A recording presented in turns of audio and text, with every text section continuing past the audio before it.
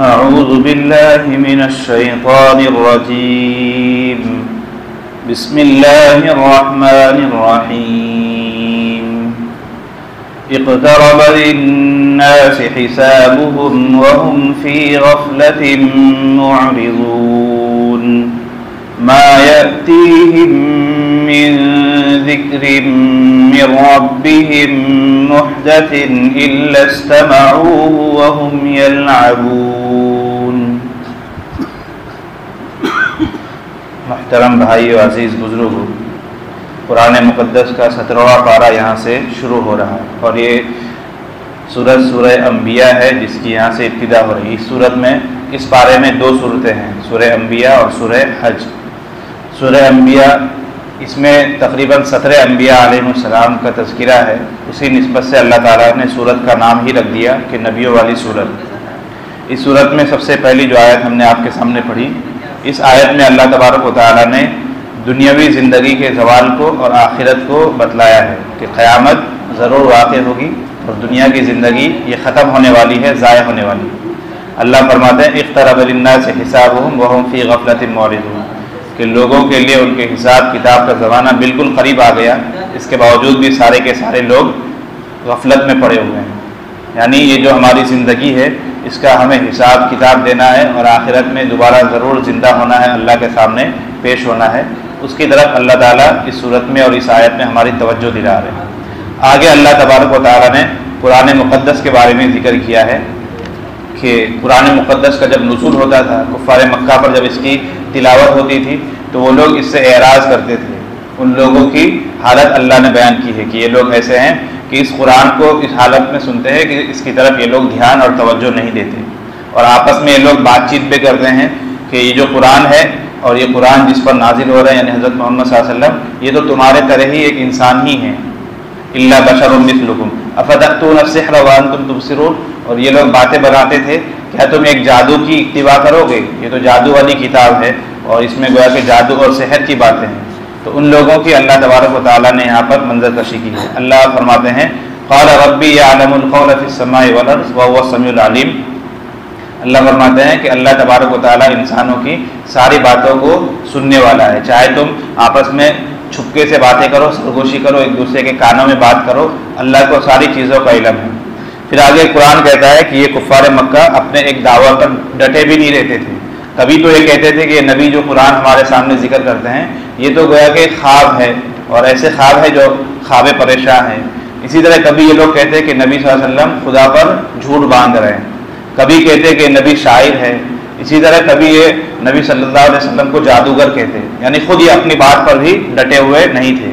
اور کبھی یہ لوگ نبی صلی اللہ علیہ وسلم سے حصی معجزہ کا مطالبہ کر رہے تھے، حالانکہ قرآن مقدس خود ایک معجزہ ہے، ہمارے نبی نے سینکڑوں معجزات دکھلائے ہیں، اس کے باوجود یہ لوگ صرف نبی کو جھٹلانے کے لیے طرح طرح کے معجزات کا مطالبہ کرتے تھے۔ تو اللہ تبارک و تعالیٰ نے ہر ایک کا جواب دیا ہے، اور آگے اللہ تبارک و تعالیٰ نے پچھلی قوموں کا بھی ذکر کیا ہے کہ بہت ساری قومیں پیچھے ایسی گزری ہے کہ وہ لوگ اسی طرح شرارت کیا کرتی تھی، تو ہم نے ان پر عذاب نازل کیا، وَأَنشَأْنَاهَا بَعْدَهَا قَوْمًا آخَرِينَ، اور ان کی جگہ دوسرے لوگ آ گئے۔ تو اللہ تبارک و تعالیٰ نے کفار مکہ کی جو سرکشی تھی، ان لوگوں کی جو بدماشی تھی، اس کو اس صورت کے شروع میں اللہ تبارک و تعالیٰ نے بیان کیا ہے۔ پھر آگے اللہ تبارک و تعالیٰ اس کائنات کی تخلیق کا ایک مقصد بھی بیان کر رہے ہیں کہ وَمَا خَلَقْنَا السَّمَاءَ وَالْأَرْضَ وَمَا بَيْنَهُمَا لَاعِبِينَ، کہ ہم نے زمین آسمان کو جو بنایا ہے یوں ہی نہیں بنایا، بلکہ اس کائنات کو سجانے کا اور اس پورے سنسار کو بنانے کا اللہ تبارک و تعالیٰ کا خاص مقصد ہے، لہذا اس مقصد کے مطابق زندگی گزارنی چاہیے۔ آگے اللہ تبارک و تعالیٰ نے مشرکین کے بارے میں کہا ہے کہ یہ لوگ جو خدا کے ساتھ اور کو شریک ٹھہراتے ہیں، اللہ کو چھوڑ کر دوسرے لوگوں کی عبادت کرتے ہیں، تو نبی صلی اللہ علیہ وسلم کو حکم ہو رہا ہے کہ آپ ان سے پوچھئے کیا تمہارے پاس کوئی دلیل ہے، تمہارے پاس کوئی دلیل ہے اس بات پر کہ خدا کے علاوہ اور بھی عبادت کے لائق ہے؟ ظاہر سی بات ہے کہ ان کے پاس کوئی بھی دلیل نہیں ہے۔ تو اللہ تبارک و تعالیٰ نے ان کی عاجزی کو بتلایا ہے، اور آگے اللہ تعالیٰ فیصلہ سنا رہے ہیں لَوْ كَانَ فِيهِمَا آلِهَةٌ إِلَّا اللَّهُ لَفَسَدَتَا فَسُبْحَانَ اللَّهِ رَبِّ الْعَرْشِ عَمَّا يَصِفُونَ۔ اللہ تعالیٰ نے خدا کے ایک ہونے پر دلیل دی ہے کہ اگر زمین اور آسمان میں اللہ کے علاوہ کوئی اور معبود ہوتا تو زمین آسمان میں فساد مچ جاتا، ظاہر سی بات ہے کہ کسی بھی جگہ دو آدمی با اختیار رہیں تو کبھی نہ کبھی ان دونوں کے درمیان ضرور کسی بات پر جھگڑا ہو سکتا ہے، اختلاف ہو سکتا ہے۔ کسی ملک کا پرائم منسٹر ایک ہی ہوتا ہے، کسی صوبے کا سی ایم جو ہے ایک ہی ہوتا ہے۔ اگر دو با اختیار سی ایم بنا دیا جائے تو کوئی کچھ اور فیصلہ کرے گا، دوسرا اور فیصلہ کرے گا، تو کبھی نہ کبھی ضلع کا اور صوبے کا نظام ضرور گڑبڑائے گا۔ اللہ فرماتے ہیں کہ زمین اور آسمان کا جو نظام ہے، جس طرح اللہ نے بنایا ہے، اس میں ایک رتی برابر بھی کبھی کبھی تبدیلی نہیں ہوئی، کسی طرح کا کوئی فساد نہیں برپا ہوا۔ پتہ یہ چلا کہ جس کے کنٹرول میں یہ ساری چیزیں ہیں وہ ایک ہی خدا ہے۔ اگر ایک سے زیادہ خدا ہوتے تو زمین میں اور آسمان میں ضرور فتنہ اور فساد پھیل جاتا ہے۔ تو اللہ تعالیٰ نے اپنے ایک ہونے پر یہ آیت اور یہ دلیل بیان کی ہے۔ پھر اگلے رکوع میں اللہ تبارک و تعالیٰ نے تقریباً 6 طرح کی دلیلیں بیان کی ہے، اور جس سے ثابت کیا ہے کہ خالق، قادر اور مالک ایک ہی ذات ہے۔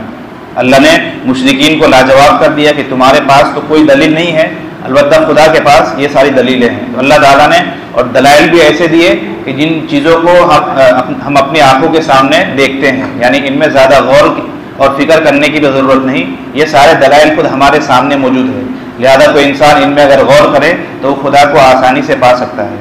اللہ فرماتے ہیں اولم ير الذين كفروا ان السماوات والارض كانتا رتقا ففتقناهما۔ پہلی دلیل اللہ یہ بیان کرتے ہیں کہ جو لوگ میرے ساتھ شرک کر رہے ہیں، کفر کر رہے ہیں، کیا یہ لوگ نہیں دیکھتے کہ آسمان اور زمین دونوں ملے ہوئے تھے، پھر ہم نے ان دونوں کو جدا جدا کیا۔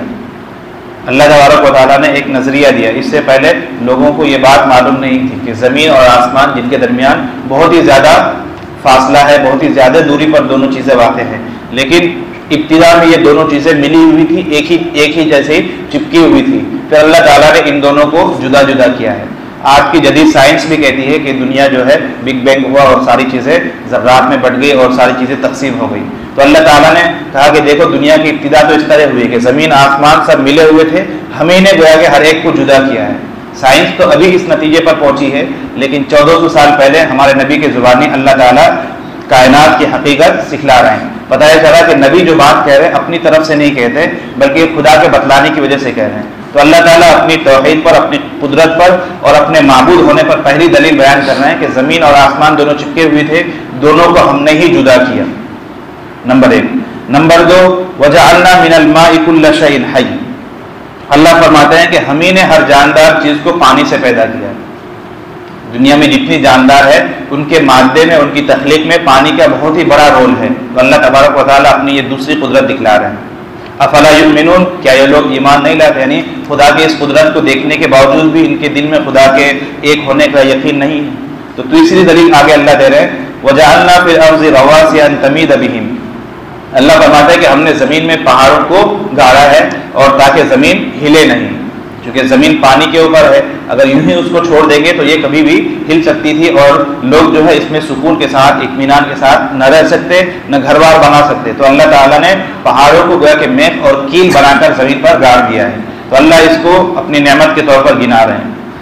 آگے اللہ فرماتے ہیں وَجَعَلْنَا فِيهَا فِجَاجًا سُبُلًا لَعَلَّهُمْ يَهْتَدُونَ، کہ ہم نے زمین میں کھلے راستے بنائے تاکہ یہ لوگ راستہ پائیں۔ اللہ تبارک و تعالیٰ نے ایک جگہ سے دوسری جگہ جانے کے لیے زمین میں راستے بنائے ہیں، اس کی نعمت کو بھی اللہ گنا رہے ہیں۔ حتیٰ کہ جو پہاڑ ہوتے ہیں، حالانکہ پہاڑ بڑی سخت جگہ ہوتی ہے، لیکن پہاڑوں میں بھی جانے کا کچھ نہ کچھ راستہ ہوتا ہے۔ دو پہاڑوں کے درمیان ایک وادی ہوتی ہے جس میں سے لوگ ایک جگہ سے دوسری جگہ آرام سے اطمینان کے ساتھ سفر کر سکتے ہیں۔ اگر یہ راستے نہ بنائے جاتے اور جگہ جگہ پہاڑ کھڑے کر دیے جاتے تو ہمارے لیے سفر کرنا بہت دشوار ہو جاتا ہے۔ تو اللہ فرماتے ہیں کہ جو کھلے راستے بنائے گئے ہیں یہ کس نے بنائے؟ ظاہر سی بات ہے اللہ ہی نے بنائے ہیں، تو وہی گویا کہ قادر مطلق ہے۔ آگے ایک دلیل اور دے رہے ہیں، وَجَعَلْنَا السَّمَاءَ سَقْفًا مَحْفُوظًا، کہ ہم نے آسمان کو محفوظ چھت بنایا۔ آسمان کو اللہ تبارک و تعالیٰ نے ہمارے اوپر بطور چھت کے قائم کیا ہے، اور یہ محفوظ بھی ہے، کبھی بھی اس میں سے کوئی ٹکڑا گر کر ٹوٹ کر ہمارے اوپر نہیں گرتا ہے۔ تو کون وہ ذات ہے جس نے آسمان کو بغیر ستون کے اس قدر محفوظ اور اتنا انتظام کے ساتھ کھڑا کیے ہوئے ہیں؟ تو اللہ تبارک و تعالیٰ یاد دلا رہا ہے کہ اگر تم آسمان میں ہی غور کر لو گے تو ہم تک پہنچ جاؤ گے۔ وَهُمْ عَنْ آيَاتِنَا مُعْرِضُونَ، اور حال یہ ہے کہ یہ کفار ہماری نشانیوں سے منہ پھیرے ہوئے ہیں۔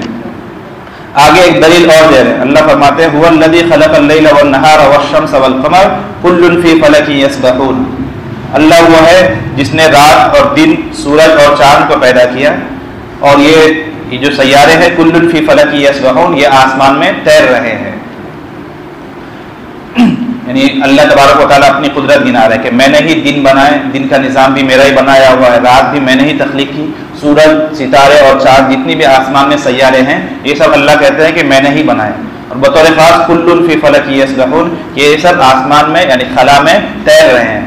آج کی جدید سائنس بھی یہاں تک پہنچی ہے کہ ہر سیارہ اپنی جگہ وہ جامد نہیں ہے، رکا ہوا نہیں ہے، بلکہ ہر ایک حرکت میں ہے. اللہ نے اسے کہا کہ یہ تیر رہے ہیں. 1400 سال پہلے یہ نظریہ دیا جا رہا ہے، حالانکہ سائنس ابھی کچھ سال پہلے یہاں تک پہنچی ہے، لیکن 1400 سال پہلے اللہ تبارک و تعالیٰ انسانوں کو کھول کھول کر بنا رہے ہیں کہ جو تمہاری جو کائنات ہے یا جس سنسار میں تم رہتے ہو اس کی تخلیق کس طرح ہوئی اور اس کا سارا نظام کس طرح ہے. ظاہر سی بات ہے کہ اس قدر عظیم چیزوں کو بنانا کسی عام انسان یا کسی عام مخلوق کے بس کی بات نہیں ہے. جس نے بھی اسے بنایا ہے اور جس نے بھی اسے سجایا ہے کہ جس لائن سے جس ترتیب سے ان چیزوں کو ترتیب دی ہے وہی اس بات کا حقدار ہے کہ انسان اسے سپریم مانے اور اس کی عبادت کرے اور اسے قادر مطلق سمجھے. تو اللہ تبارک و تعالیٰ نے اپنی قدرت کی یہ تقریباً 6 دلائل مختلف انداز میں ہمارے سامنے بیان کیے، اور یہ وہ چیزیں ہیں جنہیں ہم اپنی آنکھوں سے روزانہ معائنہ کرتے ہیں. ایسی بات نہیں ہے کہ جس میں غور و فکر زیادہ سوچ بچار کی ضرورت پڑے. عام انسان بھی ان چیزوں میں غور کر کے خدا تعالیٰ تک پہنچ سکتا ہے.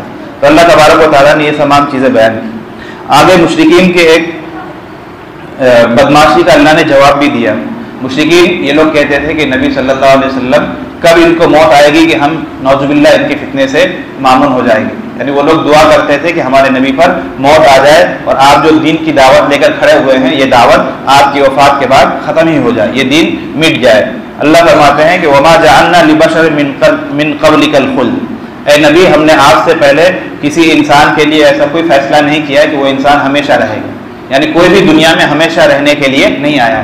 ظاہر سی بات ہے جب کوئی ہمیشہ نہیں رہے گا تو ہمارے نبی بھی اس دنیا میں کچھ ہی دنوں کے لیے ہیں، آپ کو یہاں سے جانا ہی ہے.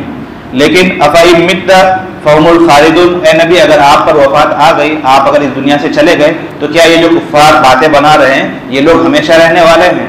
ظاہر سی بات ہے کہ وہ بھی ہمیشہ رہنے والے نہیں ہیں. آگے اللہ نے ایک ضابطہ بیان کیا، کل نفس ذائقۃ الموت، ہر جاندار کو موت کا مزہ چکھنا ہے. فنبلوکم بالشر والخیر فتنہ والینا ترجعون، اللہ فرماتے ہیں کہ جو بھی لوگ دنیا میں آتے ہیں ان کو موت کا مزہ چکھنا ہے، البتہ اللہ تعالیٰ ان کو خیر اور شر دونوں طرح سے آزمائیں گے. والینا ترجعون، اور اللہ ہی کی طرف ہم تمام کو لوٹ کر جانا ہے، تاکہ مرنے کے بعد دوبارہ پیدا ہونا ہے، اللہ تبارک و تعالیٰ کے سامنے حاضری ہونی ہے. تو ان تمام چیز کو اللہ نے یہاں بیان کیا ہے. آگے پھر اللہ تبارک و تعالیٰ وزن اعمال کا ذکر کر رہے ہیں. وَنَزَعُ الْمَوَازِينَ الْقِسْطَ لِيَوْمِ الْقِيَامَةِ فَلَا تُظْلَمُ نَفْسٌ شَيْئًا، کہ قیامت کے دن ترازو قائم کیے جائیں گے. فَلَا تُظْلَمُ نَفْسٌ شَيْئًا، اور کسی بھی جاندار پر ذرہ برابر بھی ظلم نہیں کیا جائے گا. وَإِنْ كَانَ مِثْقَالَ حَبَّةٍ مِّنْ خَرْدَلٍ أَتَيْنَا بِهَا، رائے کے دانے کے برابر بھی کوئی نیک کام کیا ہوگا یا کوئی بھی عمل کیا ہوگا اللہ فرماتے ہیں ہم اسے لے آئیں گے. وَكَفَىٰ بِنَا حَاسِبِينَ، اور ہم حساب کرنے والے کافی ہیں. اللہ فرماتا ہے کہ ہر ایک کو ہمارے پاس لوٹ کر آنا ہے اور یہاں پر اعمال تولے جائیں گے، ترازو قائم کیے جائیں گے. جس کا جتنا زیادہ عمل ہوگا، جتنا وزنی عمل ہوگا وہی کامیاب ہوگا، اور اگر جس کے اعمال میں وزن نہیں ہوگا، گناہ والا پلڑا بھاری ہو جائے گا تو وہ آدمی ناکام ہو جائے گا. اور دنیا میں انسان جو کام بھی کرے گا چاہے رائے کے دانے کے برابر ہی کیوں نہ ہو، یعنی معمولی سے معمولی کام ہی کیوں نہ ہو، نیکی کا یا بدی کا جو سا بھی کام ہو، معمولی سے معمولی چیز کو بھی اللہ تبارک و تعالیٰ قیامت کے دن ترازو میں لا کھڑا کریں گے اور اس چیز کو بھی تولیں گے. اسی لیے کسی بھی گناہ کو حقیر اور معمولی نہیں سمجھنا چاہیے، اور کسی نیک کام کو بھی حقیر اور معمولی سمجھ کر چھوڑنا نہیں چاہیے. چھوٹی سی چھوٹی چیز کا بھی اللہ تبارک و تعالیٰ کے سامنے ہمیں حساب کتاب دینا ہے، اور قیامت میں اعمال نامہ تولا جائے گا. اس سے پہلے بھی بات آئی ہے کہ اعمال گنے نہیں جائیں گے بلکہ تولے جائیں گے. اس لیے ہمارے اعمال میں اخلاص ہونی چاہیے تاکہ اس کے اندر وزن پیدا ہو، اور قیامت میں جو ترازو قائم ہوگی اس میں اس کا گویا کہ اللہ تبارک و تعالیٰ کے یہاں زیادہ وزن ہو. تو اللہ نے اعمال کے وزن کرنے کو بیان کیا ہے. اس کے بعد تقریباً 17 انبیاء کرام علیہ السلام کے واقعات مختلف انداز میں اللہ تبارک و تعالیٰ نے بیان کیے ہیں. انبیاء کے واقعات ہم سنتے رہتے ہیں. اس کے بعد یاجوج ماجوج کا تذکرہ ہے، اور آخر میں پھر اللہ تبارک و تعالیٰ کفار مکہ کو وعید سنا رہے ہیں اور ان لوگوں کو بتلا رہے ہیں کہ قیامت ضرور قائم ہوگی اور وہاں پر تمہیں حساب کتاب دینا ہوگا. اور یوم نطوی السماء کطی السجل للکتب کما بدأنا اول خلق نعیدہ وعدا علینا انا کنا فاعلین. اللہ فرماتے ہیں کہ قیامت ضرور قائم ہوگی اور یہ جو زمین بچھی ہوئی ہے اس کو ہم لپیٹ دیں گے. جس طرح حساب کتاب کے رجسٹر کو اور بڑی بڑی رجسٹروں کو لپیٹا جاتا ہے اس طرح زمین کو اللہ تبارک و تعالیٰ لپیٹ دیں گے. وعدن علینا, اور یہ خدا تبارک و تعالیٰ کی طرف سے وعدہ ہے, یعنی یہ ضرور ہو کر رہے گا اور قیامت ضرور قائم ہوگی. اور قیامت میں اللہ تبارک و تعالیٰ کو چھوڑ کر لوگ جن چیزوں کی عبادت کرتے ہیں ان کا کیا حال ہوگا, تو ان کے بارے میں فرماتے ہیں وَإِنَّكُمْ وَمَا تَعْبُدُونَ مِن دُونِ اللَّهِ حَسَبُ جَهَنَّمَ, کہ تمہیں بھی یعنی مشرکون کو کفار کو کہا جاتا ہے کہ تمہیں بھی اور تم خدا کو چھوڑ کر جن معبودوں کے سامنے جھکتے ہو, جن کی عبادت کرتے ہو, ان کو بھی جہنم کا ایندھن بنا دیا جائے گا. کہ آخرت میں جن مورتیوں کے سامنے لوگ سجدہ کرتے ہیں ان مورتیوں کو بھی اور ان سجدہ کرنے والوں کو بھی یعنی عابد اور معبود دونوں کو اللہ تعالیٰ جہنم میں ڈال دے گی. سوال یہ ہے کہ ان مورتیوں کا کیا قصور ہے؟ ان مورتیوں نے تو کچھ کیا نہیں ہے, یہ تو پتھر ہے, اس کو جہنم میں کیوں ڈالا جائے گا؟ تو اسی لیے ڈالا جائے گا تاکہ وہاں پر اللہ تبارک و تعالیٰ بتلا دے کہ دنیا میں جن کو تم خدا سمجھ کر آئے تھے, دنیا میں جس کو تم اپنا کارساز, اپنا خالق, مالک, رازق سمجھتے تھے, اس کی یہ حقیقت ہے, یہ حیثیت ہے. یہاں پر وہ اپنا بھی بچاؤ نہیں کر سکتے. جب وہ خود اپنا بچاؤ نہیں کر سکتے تو تمہارا کس طرح بچاؤ کر سکیں گے؟ وَلَوْ كَانَ هَؤُلَاءِ آلِهَةٌ مَا وَرَدُوهَا, کہ اگر یہ سب معبود ہوتے تو جہنم میں یہ نہ جاتے. كُلٌّ فِيهَا خَالِدٌ, یہ لوگ سبھی کے سب یعنی عبادت کرنے والے بھی اور یہ بدھ بھی, بت پرست بھی اور بدھ بھی, سب کے سب جہنم میں ہمیشہ ہمیشہ رہیں گے. تو اللہ تبارک و تعالیٰ بتا رہے ہیں کہ عبادت کے لائق وہی ذات ہے جو قادر مطلق ہو, جس کا کنٹرول دنیا میں بھی چلے اور آخرت میں بھی چلے. اسے چھوڑ کر دنیا کے علاوہ اللہ کے علاوہ کسی اور کے سامنے تم جھکو گے تو گویا کہ اسی طرح وہاں پر افسوس اور ندامت کا سامنا کرنا پڑے گا. آخر میں پھر ہمارے نبی کی ایک صفت بیان کی جا رہی ہے, وما ارسلناک الا رحمۃ للعالمین, اے نبی ہم نے آپ کو سارے جہان والوں کے لیے رحمت بنا کر بھیجا ہے. صرف انسانوں کے لیے نہیں بلکہ ہر جہان کے لیے, ہر ایک کے لیے. اسی لیے ہمارے نبی کے بارے میں آیا تھا کہ آپ نے انسانوں کے ساتھ بھی رحم و کرم کا معاملہ کیا اور آپ نے جانوروں کو اور دنیا میں بسنے والے ہر ایک مخلوق کو آپ نے ہر ایک کا حق دیا کہ ہمارے نبی سب کے لیے رحمت ہے. اس کو اللہ تبارک و تعالیٰ نے آخر میں بیان کیا ہے. پھر آخر میں نبی صلی اللہ علیہ وسلم کو دعا بھی اللہ سکھا رہے ہیں کہ آپ ان کفار اور مشرکین کے سازشوں سے اور ان لوگوں کے کرتوتوں سے آپ جو ہے تنگ دل مت ہوئیے, آپ مایوس مت ہوئیے. آپ اللہ تبارک و تعالیٰ سے دعا کیجیے اور اپنا معاملہ اللہ تبارک و تعالیٰ کے سپرد کیجیے. قال رب احکم بالحق, اور کہیے کہ اے اللہ آپ جو ہے حق سے ہمارے درمیان فیصلہ فرما. وربنا الرحمن, اور ہمارا رب بڑا رحم کرنے والا ہے. والمستعان علی ما تصفون, اور جو کچھ بھی تم بیان کر رہے ہو ہم اس میں ہمارے رب سے ہی وہ کہ استعارت اور مدد طلب کر رہے ہیں. اللہ تعالیٰ نے ان کفار کے بارے میں کہا کہ آپ ان کے باتوں پر دھیان مت دیجیے, اپنا معاملہ خدا کے سپرد کر دیجیے, اللہ تبارک و تعالیٰ ان کے درمیان ضرور فیصلہ کریں گے. تو ان چند احکامات کو اللہ تعالیٰ نے اس صورت میں بیان کیا ہے. اگلی صورت ہے سورہ حج. اس صورت میں حضرت ابراہیم علیہ السلام نے بیت اللہ شریف کی جو تعمیر کی ہے اس کا واقعہ ہے, اور بیت اللہ کی تعمیر کرنے کے بعد آپ نے حج کا جو اعلان کیا ہے, حج کی فرضیت کو اللہ تبارک و تعالیٰ نے بیان کیا ہے. اسی مناسبت سے اس صورت کا نام سورہ حج ہے. اس صورت کی جو شروعات ہوتی ہے, شروعات اللہ تبارک و تعالیٰ نے قیامت کی ہولناکی سے کیا ہے کہ جب قیامت قائم ہوگی تو کس قدر ہولناک منظر ہوگا. یا ایھا الناس اتقوا ربکم, اے انسانوں اللہ اپنے رب سے ڈرو. ان زلزلۃ الساعۃ شیء عظیم یوم ترونها تذهل كل مرضعة عما ارضعت وتضع كل ذات حمل حملها وترى الناس سکارى وما هم بسکارى ولكن عذاب الله شدید. کہ قیامت جب قائم ہوگی اس کا زلزلہ اس قدر بھیانک ہوگا, اتنا ڈراؤنا ہوگا کہ دودھ پلاتی ہوئی جو ماں ہے اپنے بچے کو چھوڑ کر بھاگ جائے گی. حالانکہ جب بچہ چھوٹا ہو تو ماں کو بچے سے بہت ہی زیادہ لگاؤ ہوتا ہے. تو اللہ فرماتے ہیں کہ اس وقت حالت اس قدر ہولناک, اتنا بھیانک اور اس قدر خطرناک عالم ہوگا کہ سب اپنی فکر میں رہیں گے, لہذا ماں اپنے دودھ پیتے بچے کو پھینک دے گی. اسی طرح اگر کوئی عورت حمل سے ہے تو اس کا حمل ضائع ہو جائے گا, حمل گر جائے گا. جب بہت ہی زیادہ ٹینشن ہو, بہت ہی زیادہ بھاری کوئی مصیبت آئے تبھی یہ ہوتا ہے. اسی طرح لوگوں کو تم دیکھو گے کہ لوگ مدہوش ہیں, شاید یہ کوئی نشہ وشہ کر کے بدمست ہو گئے ہیں, حالانکہ وہ لوگ نشے میں نہیں ہوں گے. وہ ماحول ہی, وہ زمانہ ہی اور اس کا منظر ہی اتنا بھیانک, اتنا ہولناک ہوگا کہ لوگ ایسا لگیں گے کہ شاید سب کچھ دارو وارو پی کر آئے ہیں, یعنی مست ہو گئے ہیں, مدہوش ہو گئے ہیں. حالانکہ وہ لوگ کچھ پی کر نہیں ہوں گے، لیکن یہ اللہ تبارک و تعالیٰ کا سخت عذاب ہوگا، اور قیامت کی جو ہولناکی ہے یہ مسلمانوں پر قائم نہیں ہوگی۔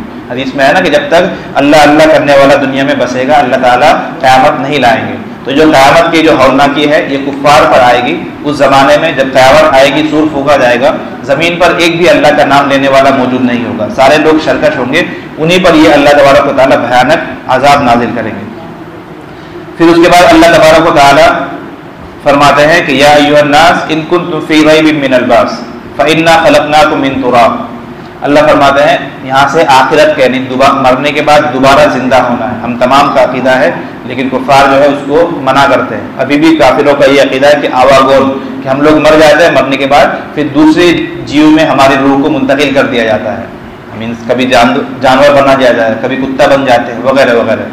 لیکن اللہ فرماتے ہیں کہ اے لوگوں، اگر تمہیں مرنے کے بعد دوبارہ اٹھائے جانے پر شک ہے، کوئی بھی تمہیں ڈاؤٹ ہے، تو تم اپنی تخلیق پر غور کرو، یعنی انسان کو اللہ تبارک و تعالیٰ نے جو بنایا ہے، انسان اگر اپنے پیدائش پر ہی غور کر لے تو وہ اللہ کے اس عقیدے پر اور آخرت کے دوبارہ پیدا ہو جانے پر اس کا کبھی بھی ڈاؤٹ نہیں رہے گا، بلکہ وہ ضرور مان لے گا۔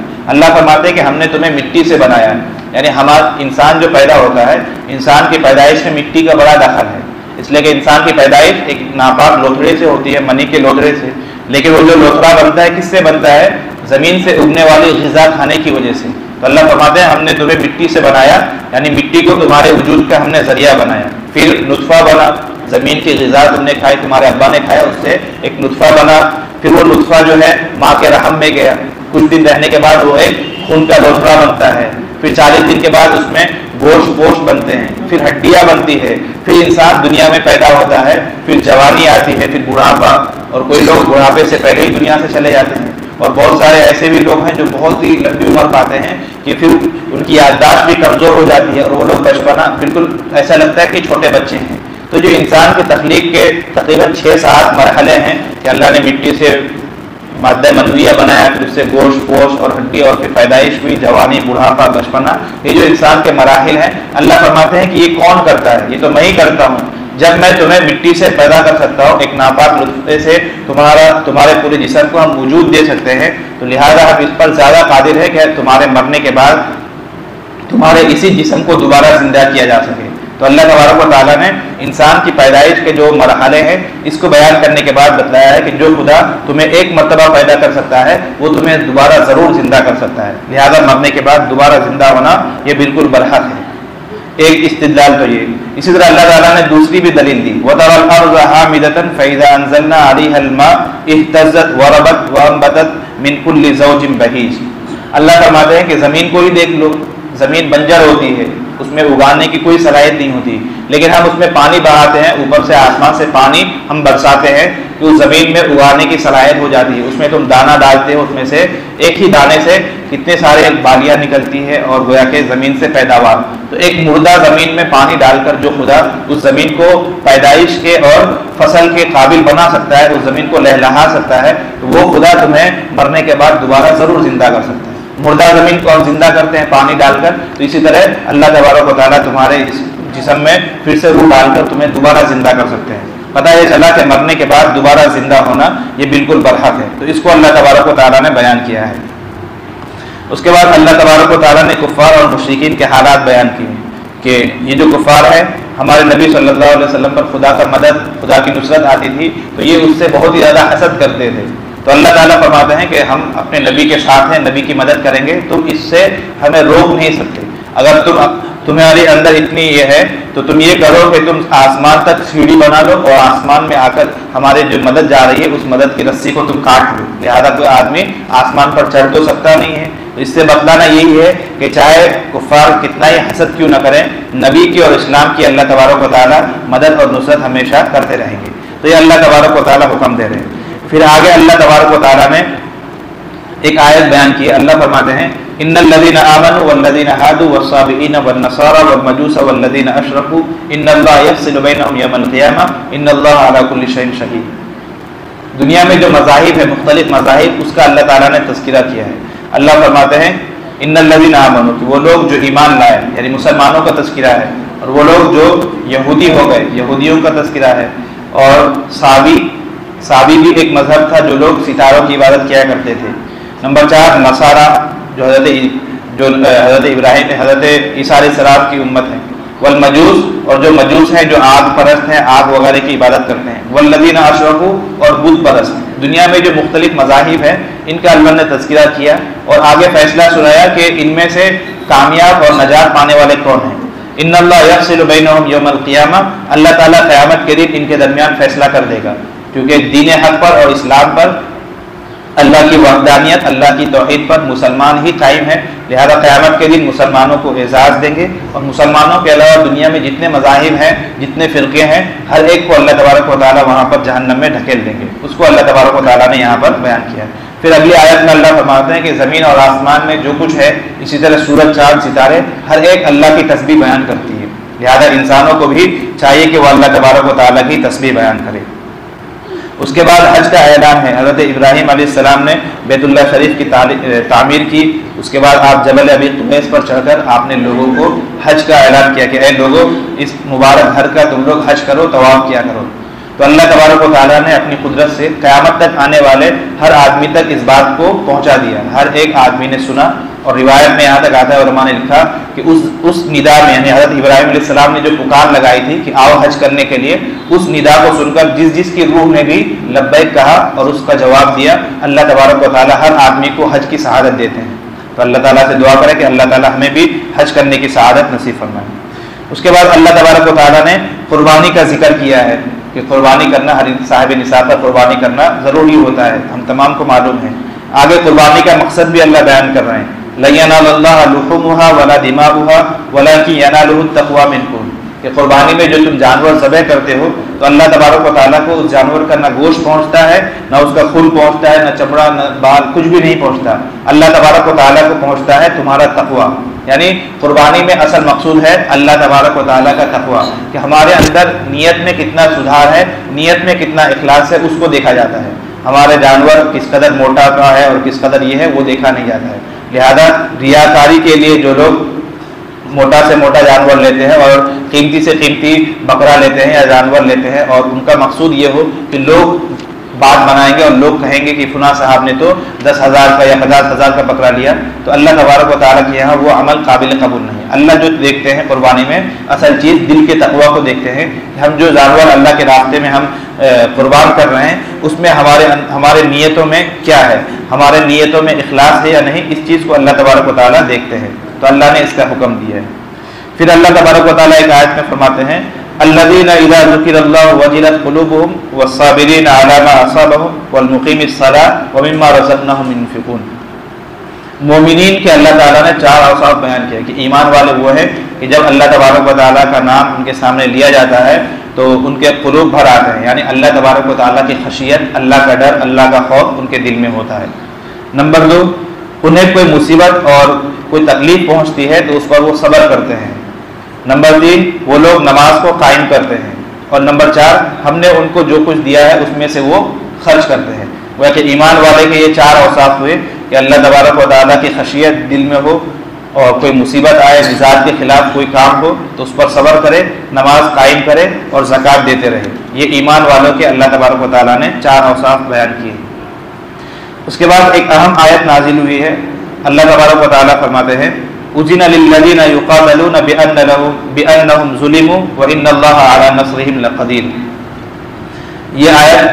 یہ پہلی آیت ہے جس میں جہاد کی اللہ تبارک و تعالیٰ نے اجازت دی ہے۔ ہم تمام کو معلوم ہے کہ مکہ مکرمہ میں مسلمانوں کو بہت ستایا گیا، لیکن اللہ تعالیٰ نے جہاد کا کوئی حکم نہیں دیا، وہاں پر صبر کرنے کا اور اللہ تبارک و تعالیٰ نے صبر کرنے کا حکم دیا۔ پھر جب مدینہ مسلمان ہجرت کر کے مدینہ آئے اور یہاں ذرا مضبوط ہو گئے، نظام قائم ہوا، تو اللہ تبارک و تعالیٰ نے جہاد کا حکم دیا۔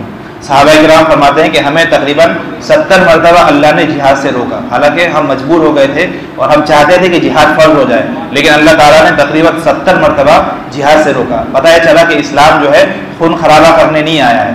اگر خون، جیسا کہ بعض لوگ کہتے ہیں کہ اسلام تلوار سے پھیلا، خون خرابہ کرنا مقصود ہوتا تو بار بار نہ روکتے۔ اللہ تعالیٰ تقریباً 70 مرتبہ روکے۔ اس کے بعد جب مدینہ میں مسلمان چلے گئے اور مسلمانوں کو بہت ستایا گیا کہ ان کو ان کے گھروں سے بھی نکال دیا، اور گھر سے نکالنے کے باوجود بھی یہ کفار چین سے نہیں بیٹھے، جب مکہ چھوڑ کر آ گئے تو ان کو چین سے بیٹھنا چاہیے. اس کے باوجود یہ لوگ ان کو ستانے کے در پہ ہوئے کہ وہ لوگ مدینہ پر حملہ کرنا چاہتے تھے. تو اللہ تعالیٰ نے بہت ہی آخری مرحلے میں مسلمانوں کو جہاد کرنے کا حکم دیا. اور اللہ نے آگے وہی کہا کہ الذین اخرجوا من دیارہم بغیر حق, کہ جہاد کا جو حکم دیا مسلمانوں کو اسی لیے کہ یہ لوگ بغیر کسی غلطی کے, بغیر کسی قصور کے اپنے گھروں سے, اپنے وطن سے ان کو نکالا گیا تھا. ان کا قصور صرف یہ تھا یقولون ربنا اللہ, کہ ہمارا رب اللہ ہے. صرف مسلمانوں کا قصور یہ تھا. حالانکہ یہ کوئی بڑی بات نہیں ہے. یہ کوئی آدمی کوئی نظریہ قائم کرتا ہے, صحیح بات پر جمتا ہے تو اس کا ساتھ دینا چاہیے, اسے ستانا نہیں چاہیے. تو مسلمانوں کو جو ستایا گیا ہے اسی کے وجہ سے اللہ تعالیٰ نے یہ جہاد کا حکم دیا. پتہ یہ چلا کہ جہاد مجبوری کے درجے میں اللہ تعالیٰ نے دیا ہے. اسلام جو پھیلا ہے وہ اخلاق سے پھیلا ہے, تلوار سے اور جہاد سے نہیں پھیلا. اور اللہ نے جہاد کا جو حکم دیا اس میں مصلحت بھی یہی تھی کہ کہیں ایسا نہ ہو جائے کہ اگر مسلمانوں کو صرف سہنے کا اور برداشت کرنے کا کہا جائے تو یہ تو کفار مسلمانوں پر چڑھ دوڑیں گے. یہ لوگ مسلمانوں کو آج گھر سے نکالے ہیں, کل مدینہ سے نکالیں گے, پھر وہ لوگ دوسری جگہ جائیں گے وہاں سے بھی نکالیں گے. تو کہیں ایسا نہ ہو کہ ایمان والوں کے اوپر یہ لوگ چڑھ جائیں اور پھر زمین پر اللہ کا کوئی نام لینے والا نہ رہے, مسجدیں ویران ہو جائے اور خدا کا نام لینے والا زمین پر کوئی نہ رہے. تو کفار کو گویا کہ ان کو سبق سکھانا چاہیے, ان کو بھی لگام لگانا چاہیے, وہ لوگ زیادہ سرکش نہ ہو جائے. اسی لیے اللہ تبارک و تعالیٰ نے جہاد کا حکم دیا ہے. پھر آگے اللہ فرماتے ہیں الذین ان مکناہم فی الارض اقاموا الصلاۃ وآتوا الزکاۃ وامروا بالمعروف ونہوا عن المنکر. اللہ فرماتے ہیں کہ دیکھو اب میں نے تمہیں جہاد کا حکم دے دیا, لہذا تم جہاد کرو گے تو علاقے فتح ہوں گے, تمہاری حکومت ہوگی, تم لوگ حکومت کرو گے اور تمہارا ایک نظام ہوگا. تو اب تمہارا اسلامی نظام کس طرح ہونا چاہیے؟ اسلامی سلطنت کا مقصد کیا ہے؟ اللہ تبارک و تعالیٰ مسلمانوں کو زمین میں حکومت کیوں دینا چاہتے ہیں؟ تو اللہ فرماتے ہیں کہ جب تمہیں زمین میں اللہ تعالیٰ حکومت دے دے تو تمہیں 4 کام کرنے چاہیے. نمبر 1 اقام الصلاۃ, نماز قائم کرنے کی تم دعوت دو, یعنی لوگوں کو نماز کی طرف بلاؤ. وآتوا الزکاۃ, اور زکوٰۃ کا نظام قائم کرنا ہے. وَأَمَرُوا بِالْمَعْرُوفِ, نیک کام کا حکم کرنا ہے. وَنَهَوْا عَنِ الْمُنْكَرِ, اور برے کام سے روکنا ہے. پتہ یہ چلا کہ اسلامی حکومت کے بنیادی طور پر یہ 4 مقاصد ہیں کہ نماز کا حکم دے, نماز میں تمام بدنی عبادتیں آ گئی, زکوٰۃ کا نظام بنائے, اسی طرح ہر نیک کام کرنے کی تعلیم دے, اور نمبر 4 ہر برائی کے کام سے روکے. تو اللہ تبارک و تعالیٰ نے مسلمانوں کو یہ نظام سکھلایا ہے. اس کے بعد پھر آگے اللہ تبارک و تعالیٰ نے ہمارے نبی صلی اللہ علیہ وسلم کی بعثت کے مقصد بھی بیان کیا ہے کہ آپ کو نذیر اور بشیر بنا کر بھیجا گیا ہے. لہذا جو لوگ ایمان لائیں گے, نیک کام کریں گے, ان کے لیے مغفرت ہے اور اچھا رزق بھی ہے, اور جو لوگ برا کام کریں گے ان کو اللہ تبارک و تعالیٰ دردناک عذاب دیں گے. پھر آخر میں, سورت کے آخر میں اللہ تبارک و تعالیٰ جو مشرکین ہیں, جو معبودان باطلہ ہیں, ان لوگوں کی حقیقت کو بھی بیان کر رہے ہیں. یا ایھا الناس ضرب مثل فاستمعوا له, کہ اے لوگوں تمہارے سامنے ایک مثال بیان کی جا رہی ہے, تم اسے غور سے سنو. ان الذین تدعون من دون اللہ, خدا کو چھوڑ کر جس کی بھی تم عبادت کرتے ہو, لا یخلقوا ذبابا ولو اجتمعوا له, کہ اگر یہ سارے کے سارے معبود جمع بھی ہو جائے یہ ایک مکھی کو بھی بنا نہیں سکتے. مکھی بہت ہی معمولی مخلوق ہے, جسے ہم ذرا سے کرتے ہیں تو وہ مر جاتی ہے. تو مکھی جو ایک معمولی چیز ہے, یہ سارے کے سارے معبودان باطل, خدا کو چھوڑ کر جس کو بھی معبود بنا لیا ہے وہ کسی چیز کو بھی پیدا نہیں کر سکتے. جو کسی چیز کو پیدا نہ کر سکے, جو کسی چیز کو پیدا کرنے پر, کسی کو پالنے پر قادر نہ ہو, تو تم اس کی عبادت کیوں کرتے ہو؟ پھر آگے اللہ فرماتے ہیں کہ یہ لوگ اس قدر کمزور ہیں, یہ معبودان باطلہ, کہ اگر مکھی ان کے اوپر بیٹھ جائے تو مکھی کو بھگا بھی نہیں سکتے. جو اتنا مجبور ہو وہ ظاہر سی بات ہے کہ خدا نہیں ہو سکتا. خدا مجبور کبھی نہیں ہو سکتا, خدا قادر مطلق ہوتا ہے. تو اللہ تعالیٰ نے ان لوگوں کی معبودان باطلہ کی حقیقت بیان کی, اور آگے اللہ فرماتے ہیں کہ ما قدر اللہ حق قدرہ ان اللہ لقوی عزیز, کہ ان لوگوں نے اللہ کی صحیح معنی میں قدر نہیں پہچانی, اور اللہ تبارک و تعالیٰ تو طاقتور بھی ہے, زبردست بھی ہے. اللہ پیدا کرنے پر بھی قادر ہے, اور اللہ تبارک و تعالیٰ ہی سارے لوگوں کو پال رہے ہیں. لہذا جو رزق دیتا ہے, جو پیدا کرتا ہے, وہی عبادت کے لائق ہے.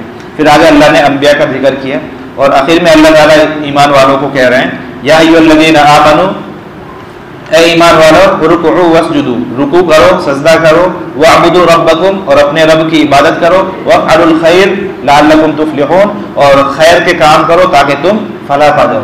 اب گویا کہ سورت کے آخر میں پھر اللہ تعالیٰ مسلمانوں کو خطاب کر رہے ہیں کہ ایمان والو تمہیں نماز کی پابندی کرنی ہے, اللہ کی عبادت کرنی ہے, ہر خیر کام کرنا ہے, اور بطور خاص وجاہدوا فی اللہ حق جہادی, اور اللہ تعالیٰ کے راستے میں جہاد کرو. اللہ کے راستے میں اگر کوئی رکاوٹ آئے دین کی تبلیغ میں، دین کو پھیلانے میں، دین کا عمل کرنے میں، تو مجاہدہ کرنا ہے، قتال کرنا ہے، اور کفار کو اور شر پسندوں کو گویا کہ سبق بھی سکھلانا ہے۔ پھر آخر میں اللہ فرماتے ہیں کہ اللہ هو اجتباکم وما جعل علیکم فی الدین من حرج، اللہ تعالیٰ نے تمہارا انتخاب کیا ہے اور اللہ تعالیٰ نے تمہارے لیے تمہارے دین میں کوئی تنگی اور دشواری نہیں رکھی، یعنی ہمارے دین میں جو بھی حکم ہے اس میں مشقت نہیں ہے، اللہ نے آسانی رکھی ہے۔ ملت ابیکم ابراہیم، اپنے والد ابراہیم علیہ السلام کی ملت کی پیروی کرو۔ ہوا سماکم المسلمین، اس نے تمہارا نام مسلمان رکھا۔ من قبل وفی ھذا، اس سے پہلے بھی اور اس میں بھی، یعنی قرآن میں بھی، گویا کہ ہم جو اپنے آپ کو مسلمان کہتے ہیں، ہمارا نام مسلمان اللہ تبارک و تعالیٰ نے رکھا ہے۔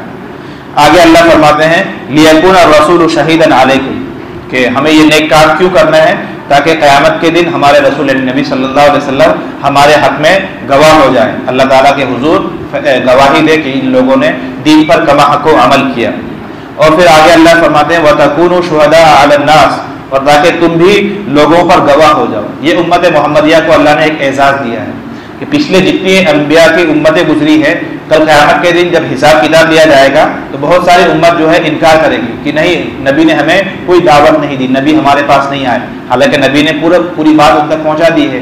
تو اللہ تبارک و تعالیٰ نبی سے کہیں گے کہ تم کوئی گواہ لاؤ کہ تم نے ان لوگوں تک اپنی بات کو اور میرے پیغام کو پہنچایا ہے۔ تو اس وقت نبیوں کے حق میں اور ان امتیوں کے بارے میں جو گواہی دیں گے وہ امت محمدیہ گواہی دے گی، کہ اللہ تعالیٰ نے ہم تمام کو قیامت کے دن تمام انبیاء کے لیے گواہی دینے والا بنایا ہے۔ تو اللہ فرماتے ہیں کہ تم لوگوں کو یہ بڑے اعزاز سے نوازا گیا ہے، لہذا اس کے شکرانے کے طور پر چند کام کرنے ہیں۔ فاقیموا الصلاۃ، کہ تم لوگ نماز قائم کرو، وآتوا الزکاۃ، اور زکوٰۃ دو، واعتصموا باللہ، اور اللہ کو مضبوطی سے تھام لو، یعنی اللہ کے دین کو مضبوطی سے پکڑ لو، اللہ کے دین کو اچھی طرح تھام لو۔ وہ مولاکم، اللہ ہی تمہارا مولا ہے، فنعم المولا ونعم النصیر، اور اللہ ہی بہترین مولا ہے اور بہترین مددگار ہے۔ کہ قیامت کے دن ہمیں جو اعزاز ملے گا اس کے شکرانے کے طور پر اللہ کہہ رہے ہیں کہ بدنی اور مالی ساری عبادتیں اللہ کے لیے خاص کر دو اور اللہ کے دین پر جم جاؤ، دین کے علاوہ خدا کو چھوڑ کر کسی اور کی عبادت کرنے یا کسی اور کو کارساز، مولا اور مددگار سمجھنے اس کی ضرورت نہیں ہے۔ بہت سارے لوگ کہتے ہیں یا علی مدد، غوث پاک مدد، یا رسول اللہ مدد، تو اللہ تعالیٰ فرماتے ہیں کہ اصل جو مددگار ہے وہ خدا تعالیٰ ہی، نعم النصیر، بہترین مددگار، بہترین کارساز خدا کی ذات ہے۔ لہذا ہمیں مدد اور نصرت اور استعانت اللہ تبارک و تعالیٰ سے مانگنی چاہیے، اللہ کے علاوہ نہ کسی نبی سے، نہ کسی ولی سے، نہ کسی بت سے، نہ کسی بھی خانقاہ سے، کسی بھی درگاہ سے، کسی بھی خبر سے نہیں مانگنا چاہیے۔ جو بھی ہم مانگے اللہ ہی سے مانگے۔ تو اللہ تبارک و تعالیٰ نے یہ چند احکامات اس صورت میں نازل کیے ہیں۔ اللہ تعالیٰ ہمیں کہنے سننے سے زیادہ عمل کرنے کی توفیق عطا کرے۔ روزانہ ایک اچھی بات سنتے ہیں، آج کی اچھی بات یہ ہے کہ ہم ارادہ کریں کہ ہم دھوکہ دہی سے بچیں گے، خاص طور پر مسلمان کو دھوکہ دینا کاروبار میں یا اسی طرح خرید و فروخت میں، لین دین میں، کہ غلط مال پکڑا دیتے ہیں اور سمجھتے ہیں دھوکہ دہی کو اپنا ہنر سمجھتے ہیں، حالانکہ یہ ہنر نہیں ہے، تو دنیا میں آپ نے دھوکہ دے دیا، اس کا جو انجام آخرت میں ہوتا ہے بہت ہی برا ہوتا ہے۔ تو مسلمان بھائیوں کو خاص طور پر خرید و فروخت میں یا لین دین میں دھوکہ دینا یا کسی بھی معاملے میں دھوکہ دینا یہ مناسب نہیں ہے۔ اللہ کے نبی صلی اللہ علیہ وسلم ایک حدیث میں فرماتے ہیں من غش فلیس منی، کہ جو آدمی دھوکہ دیتا ہے وہ مجھ میں سے نہیں ہے، یا ایک حدیث میں ہے کہ من غشنا فلیس منا، کہ جو ہمیں دھوکہ دیتا ہے، ہمارے ساتھ دھوکہ دہی کرتا ہے اپنے مسلمان بھائیوں کے ساتھ، وہ ہم میں سے نہیں، یعنی اس کا یہ جو عمل ہے دھوکہ دہی والا مسلمانوں والا عمل نہیں ہے، تو غیروں کا عمل ہے، لہذا دھوکہ دہی حرام ہے، اس سے ہمیں اپنے آپ کو بچانا چاہیے۔ اللہ تعالیٰ ہم تمام کو ہر ایک گناہ سے بچنے کی توفیق عطا فرمائے۔ دعا بسم اللہ الرحمن الرحیم، الحمد للہ رب العالمین، ربنا آتنا فی الدنیا حسنہ وفی الآخرۃ حسنہ وقنا عذاب النار۔ الہ العالمین ہم تمام کے گناہوں کو معاف فرما۔ الہ العالمین رمضان کا یہ دوسرا عشرہ بالکل ختم ہونے کو ہے، اے اللہ ہم تمام کی مغفرت فرما، ہمارے گھر والوں کی مغفرت فرما۔ الہ العالمین جو کچھ دن باقی رہ گئے ہیں ان کی قدردانی کی توفیق عطا فرما۔ الہ العالمین ہم نے جو باتیں سنی اس پر عمل کرنے کی توفیق عطا فرما، قرآن مقدس کو سمجھ کر پڑھنے کی توفیق عطا فرما۔ اے اللہ ہم تمام کو صحت تندرستی کی دولت عطا فرما، روزی روزگار میں برکت عطا فرما، ہمارے گھروں میں چین، سکون، سکینت، اطمینان نازل فرما۔ الہ العالمین مسلمان جہاں کہیں پریشان حال ہیں ہر ایک کی مدد اور نصرت فرما، مسلمانوں کے عزت اور بول بالا فرما۔ الہ العالمین ہماری دعاؤں کو نبی کریم صلی اللہ علیہ وسلم کے فعل قبول فرما، وصلی اللہ علی خیر خلقہ وآلہ واصحابہ وذریاتہ اجمعین برحمتک یا ارحم الراحمین۔